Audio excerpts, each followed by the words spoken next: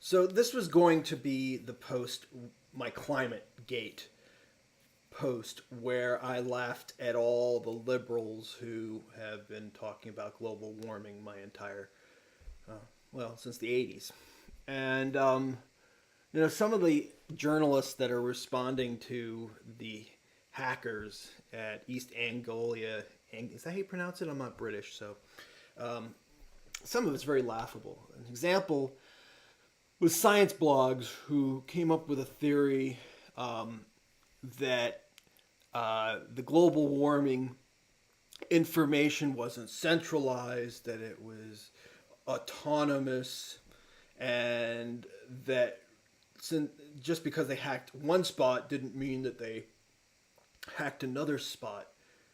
That was the most ludicrous thing I ever thought I ever heard of. I mean, it's not ARPANET. It's not the internet. They're doing research on something and they have data, and Al Gore and his friends are definitely making assumptions and asking us to pay for it through cap and trade and making arguments that it's capitalism when it's obviously a very restrained capitalism. So essentially, somebody did mess up, and it was the centralized forum for this idea of global warming. And so now we have to look at the data again before we pass any laws. Okay, for me, that's given. And yes, I am a classical liberal, aka to the people out there. I am a Republican. Some people say I'm a neocon, which isn't really so because most neoconservatives don't share my views. So I'm very hard to define. Whatever. But as far as I'm concerned, we have to look at global warming again. And I'm very concerned about the effects of pollution on all kinds of things, such as the quality of life. But I don't see any direct threat now to rising sea levels and ozone layers and all the other accusations that they're talking about. And no, I'm not a scientist. I don't have the data in front of me, but I do have information that whatever data was in front of Al Gore was bullshit. So I think it's obvious, but you know what? It's not my issue. It's not really what I'm an expert in. I just see what I see. And Paul Krugman of the New York Times, for instance, said that it's just an proof that scientists were human. Well, if I were to steal money from you, would it show proof that I was human, or would you be really pissed off? I think that's another silly argument.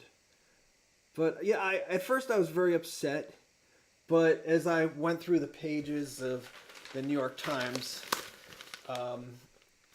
there was just a pattern that I came across. One was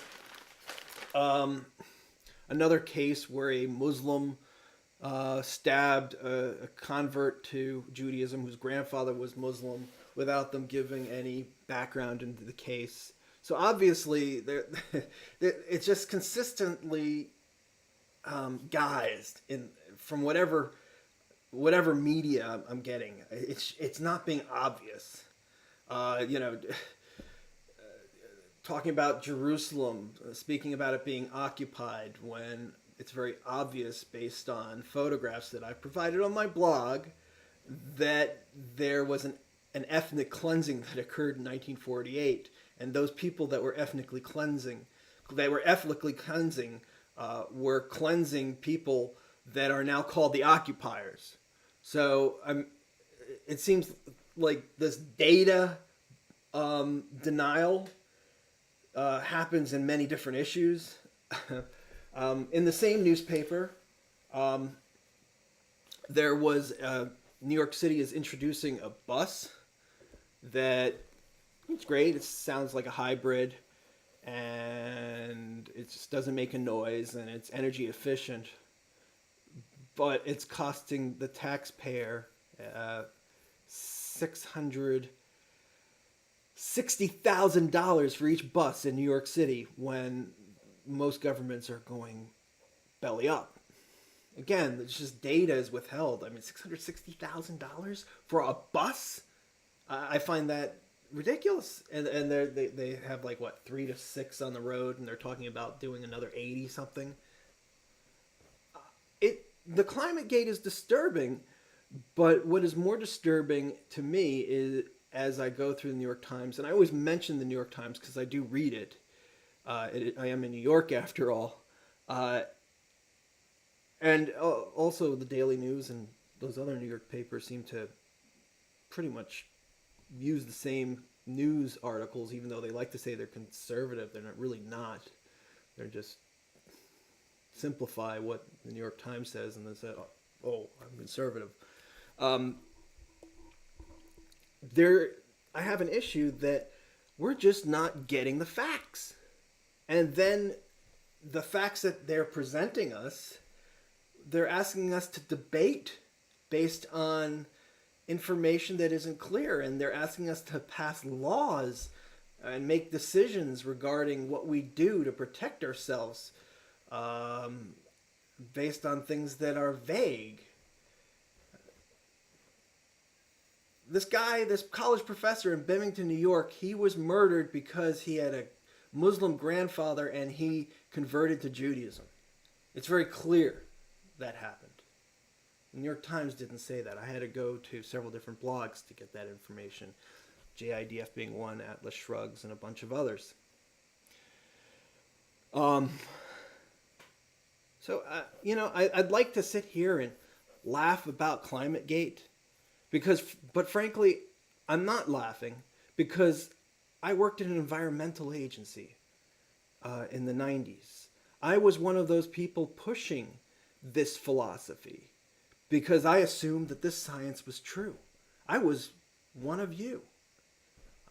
So I'm not laughing because I feel like I'm part of the problem. We're all part of the problem. We're just peer pressuring each other into accepting certain axioms that aren't questioned. And it's happening again and again, and we're letting the Chicken Littles and of the world control what we think. The sky is not falling. Now, I did question a little bit. I remember the arrogance of the environmental agency that I worked in, but I figured if the world was really going to end, that they would have good reason to be angry about it. Like, I don't remember Superman's dad in the Superman movie being as arrogant as those environmentalists. Now I'm getting on a tangent. Remember Krypton the world was gonna end, and anyway.